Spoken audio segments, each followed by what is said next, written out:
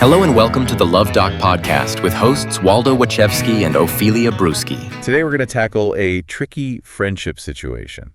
It's the kind that makes you wonder if you need like a PhD in psychology to get through a dinner party. Oh, I know those. Right. Our source material, it's a letter to the Luv Doc and their response. Ooh, the Luv Doc. Yeah, and it covers some seriously relatable stuff. We're talking navigating jealousy, setting boundaries with friends. Just stuff. It really is. And buckle up, because the Luv Doc, well, they don't just give practical advice. They go on this like hilarious tangent about Kenneth Copeland, a televangelist known for his prosperity gospel teachings. Wait, really? And get this, multiple private jets. Wow. Yeah, so we're going to break it all down, see what nuggets of wisdom we can find. I'm intrigued. It's always fascinating to see how an advice column can give us a glimpse into some of our deepest human struggles. Isn't it? So in the letter, the writer, let's call her Perfect Mom, talks about her friend who just always seems to be like making these backhanded compliments. Oof. I know the type. Right. And she feels incredibly slighted if she's not invited to everything. The classic, if I can't be happy, no one can kind of jealousy.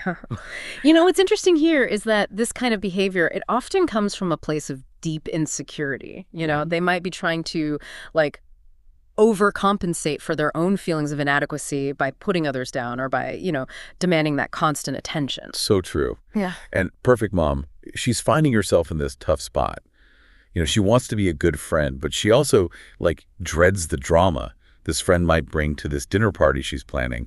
It's with her husband's college friends. Oh, so there are stakes. Exactly. And she admits she feels pressure to invite her, even though she's worried about the friend, being negative. That's a classic struggle, setting boundaries, especially with someone who may be completely oblivious to how their actions are affecting the people around them. I mean, who wants to be responsible for a perfectly good evening going like totally sour because of passive-aggressive comments and just like negativity? Ugh, yeah. Talk about a recipe for disaster. Which brings us to the Luv Doc's advice. And that's where Kenneth Copeland, well, that's where he comes into the picture. Okay, now I'm really curious. That seems like an unexpected connection. Totally. I was like completely thrown when I first read it. I can imagine. So just so everyone knows, for those who might not be familiar, Kenneth Copeland is this wealthy televangelist. He has, shall we say, an extravagant lifestyle. Extravagant? Like private jets. Yeah. Mansions. Okay, I get the picture. Right. And his preaching, it often focuses on prosperity and material wealth as signs of, God's favor. Right. But here's where it gets interesting. The Luv Doc points out that Copeland, despite his wealth and all his preaching, openly admits to sinning. Huh. So he's not claiming to be perfect. Exactly. And then they connect this back to the friend. They say that no one's truly perfect, including this friend, and Perfect Mom isn't responsible for fixing her insecurities. Wow. It's like using this almost humorous example, this anecdote, to make this really powerful point. Like expecting someone else to take care of your insecurities is like, well, it's kind of like believing in that prosperity gospel where happiness depends on what you have, on external things. Right. It's like you can't just buy your way into a perfect life. Yeah. Or a perfect friendship. Exactly. It just doesn't work that way. Yeah, it's like the Luv Doc is saying, look, even the people who preach about perfection, they still struggle with their own flaws, and it takes that pressure off Perfect Mom. She doesn't have to be the savior of this friendship. That's such a relief to hear, isn't it? Because, let's be real, haven't we all felt that burden in some relationship? Absolutely. It's a trap so many of us fall into. We try to control how other people are feeling, and it just doesn't work. In fact, trying to do that, it can lead to resentment, and it can burn us out. Holy crap! You're psychotically obsessed with the Luv Doc, but can't think of a flashy gauche way to share your obsession with the world? Stop thinking and make a beeline for the Luv Doc's home sweet home on the interwebs, thepleasurecraft.com, where you can find a veritable treasure trove of sick merch that will make even your coolest friends super gel. Honestly, I don't know why you didn't already think of this yourself, but you're welcome. Have fun on the Pleasure Craft. It was made just for you. Let me spell it out for you one more time. www.thepleasurecraft.com. So, okay, what does the Luv Doc actually advise Perfect Mom to do? Like, how should she handle this situation? Well, they really emphasize a couple of key things, setting those clear boundaries and then having, a real open and honest conversation with the friend. Makes sense. And it's not about like attacking the friend or anything. It's more about helping her see how her actions are impacting other people and, honestly, how they're impacting her own well-being too. So like instead of saying, hey, you're being negative and you're ruining everyone's fun, it's more like, I've noticed you seem a little down lately and I'm worried about you. Is everything okay? Yeah, exactly. It's a much gentler approach. And it invites the friend to maybe take a look at her own actions and, who knows, maybe even seek professional help if she needs it. Oh, yeah. Speaking of professional help, the Love Doc actually does suggest that perfect mom encourage her friend to consider therapy. They have this great line. They say, one of the best traits in a good friend is self-esteem. She can't get that from you, but maybe she can with the help of a qualified professional. It's such a good point. It reinforces the idea that we can't fix other people's problems. Yeah. We can be supportive and offer a listening ear, but the real growth, it has to come from within. And sometimes that means getting guidance from a therapist who can, really help unpack those deep-seated issues that might be driving the negative behavior. It's true. It can be hard to admit we need help, though, especially with something as personal as insecurity. Oh, absolutely. There's still so much stigma around mental health, and reaching out for support can feel really scary. But, think about it this way. If you had a physical injury, you wouldn't think twice about seeing a doctor. So why should it be any different when it comes to our emotional well-being? I like that analogy. And the Love Doc's response, it really hits home the point that seeking professional help is a sign of strength, not weakness. It's about taking charge of your own happiness and your own well-being. Mm-hmm. Absolutely. And in the long run, it benefits not just the person who seeks help, but also the people around them. I mean, think about it. Who doesn't want to be around someone who's confident and secure in themselves? So true. Going back to the situation with Perfect Mom and her friend, the Love Doc actually makes this hilarious but totally spot-on observation about the friend. They say, she sounds like a dinner party disaster waiting to happen. I know, right? It's funny, but it also points to, what could happen if those issues aren't addressed. Imagine that friend at the dinner party, making those snide comments about the other guests, trying to, one-up everyone's stories. Oh, no. And just, generally bringing the mood down. It's like watching a social train wreck in slow motion. Yeah. And it's a good reminder that, sometimes, even with the best intentions, a friend's behavior can really negatively affect our other relationships. It's not just about protecting ourselves. It's about, being mindful of the whole dynamic of our social circle.